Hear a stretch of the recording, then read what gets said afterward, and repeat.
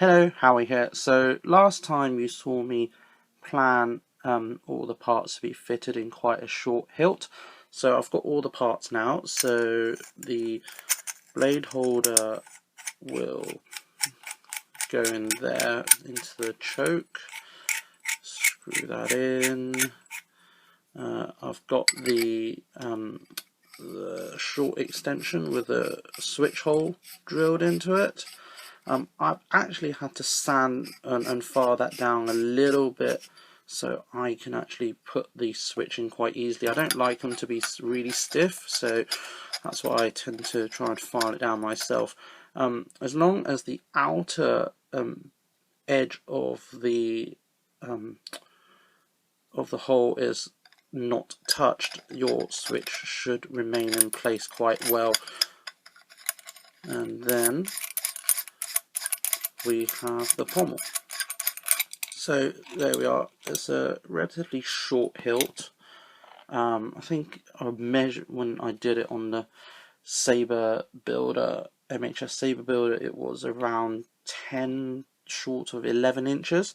I was going to use 4 AAA batteries giving 6 volts and then regulate it by a 1000 milliamp buck puck, which would be exactly perfect for the Rebel Star green LED. That is until I found this in stock on the custom Saber Shop website. This is a Nano Biscotte soundboard. I got it all pre-wired because I don't actually have electrostatic discharge safe soldering irons, so I got Tim from the custom Saber Shop to put it all together for me, which means the AAA holder, the 4 AAA holder creating 6 volts, and the buck puck out the window. Buck puck needs 5 volts minimum, so what this board maximum input I think is something about 5 volts, but what you need to do is print this out. This is really important.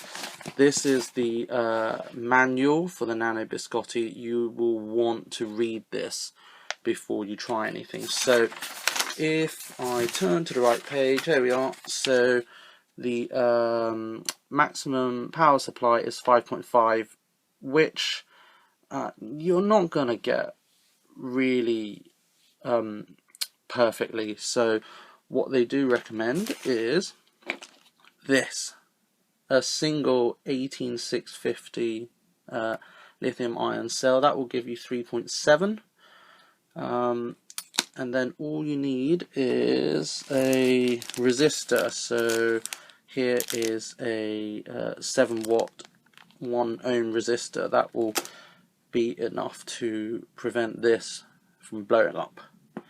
Okay, so I have additional parts as well. So with the soundboard, what you want is a momentary switch. You can get a guarded momentary switch. You basically know the difference because the momentary switches don't click. This is a momentary one here. It clicks. So you've got the difference there. Speaker holder, speaker. You've got plenty of wires, soldering iron, helping hands, so we're pretty much good to go. So the speaker holder goes in the end here, so it will just slot in like that. Give it a push. Oh, okay, doesn't want to go in. Oh, it should. Give it a push, there you go, so it will just slot in like that, so you can then screw the pommel in to keep the speaker holder in place. So if you notice, the speaker holder doesn't go all the way to the end of the extension, so when the speaker sits in, you've got the rest of the extension plus that hollow as a resonance chamber. That should make it a pretty loud saber. Switch will go in. The question now is where to put the rest of the electronics, and this is where the planning comes in. So if you remember, I said I was going to put the battery holder into the ribbed choke like that. Gonna have to stick it out a little bit because I will want to probably put some glue gun glue on that SD card holder bit of the Nano Biscotte and literally just glue it on. So once that's glued on, I will still, if I show you this now, I will still be able to access the SD card because it's a push and lock one. So I will just have to do it like this. Just clip it in there. I also have some ribbon because what that will do is I can glue gun the ribbon there like this onto the battery holder and use it to literally tug the battery out when I need it to be changed. So that's all the bits and pieces set, so I'm going to try and fit everything together and show you bits and pieces as I go along. Let's get started.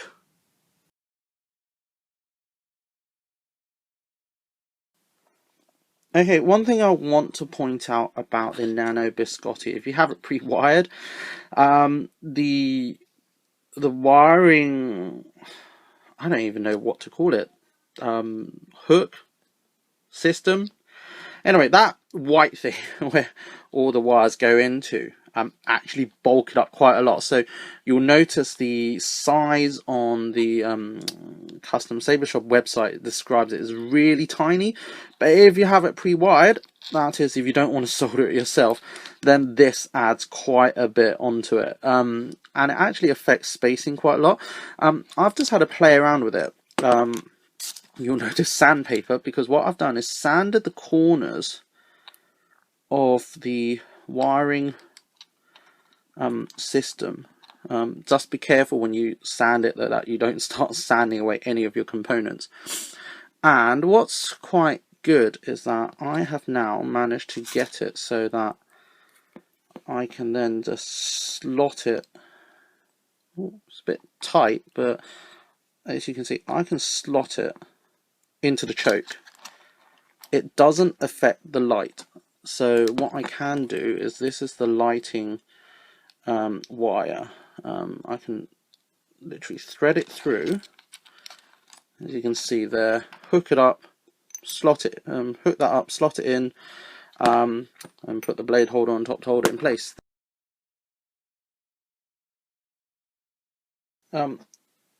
Just a word, one thing you'll notice about these JTS clips is that although they're really convenient, they really do take up a lot of space. So if you've got a short saber, you're not going to have the space to play about with clips. So what I'm probably going to do is, apart from the lighting one, just start cutting all of these off.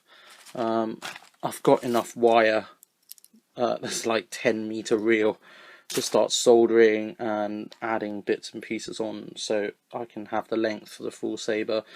But otherwise, get rid of the clips if you don't need it. The only good thing about one for the lighting area is actually that it becomes more flexible, purely because you might want to change LEDs. So this is a green one. I've also got blue LED somewhere.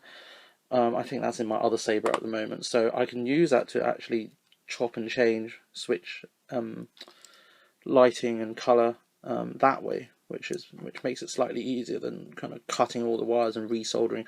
But I will probably start snipping all of these. So the yellow ones go to the switch, red and black battery pack, and the green will go to the speaker. So speaker holder goes in like that, and then your wire will go through the hole. So let's try and get this soldered up.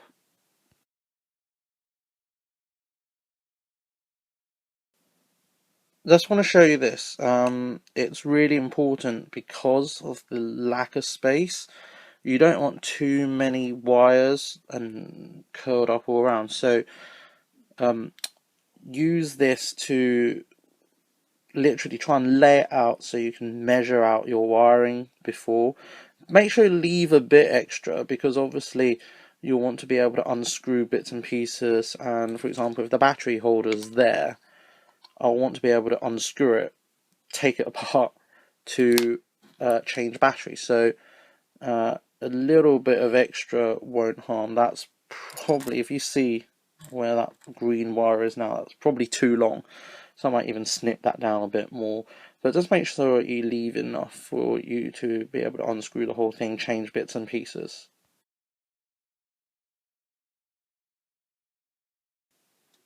Okay, so after a few hours maybe of trying to work out the circuitry, I've put in the LED onto the wires, resistor, battery, hooked everything up. So testing it now before I put it in.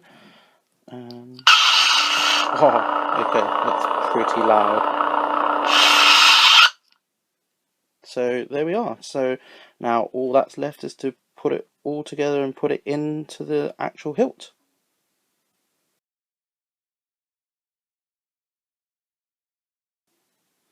Right, so you saw me test it without putting everything in. I actually had to rewire it because it was too many wires to fit inside a tiny little space. So this is not like other sabers, because the battery isn't here, it's in this section. So what you need to do is basically unscrew it here to change the battery rather than take the battery pack out the pommel.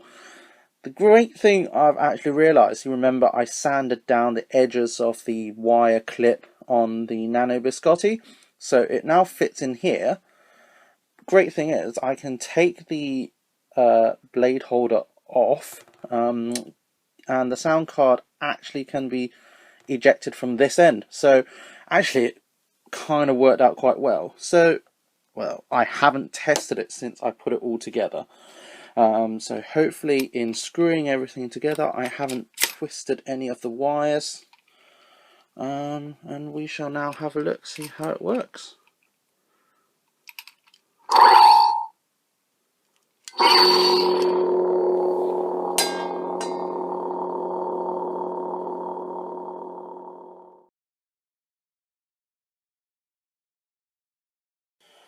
Right, so I've managed to fine tune the settings of my lightsaber on the computer, and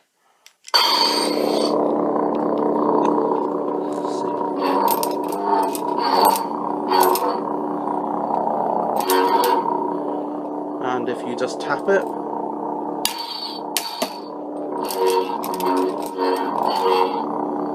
well, there you are, my lightsaber.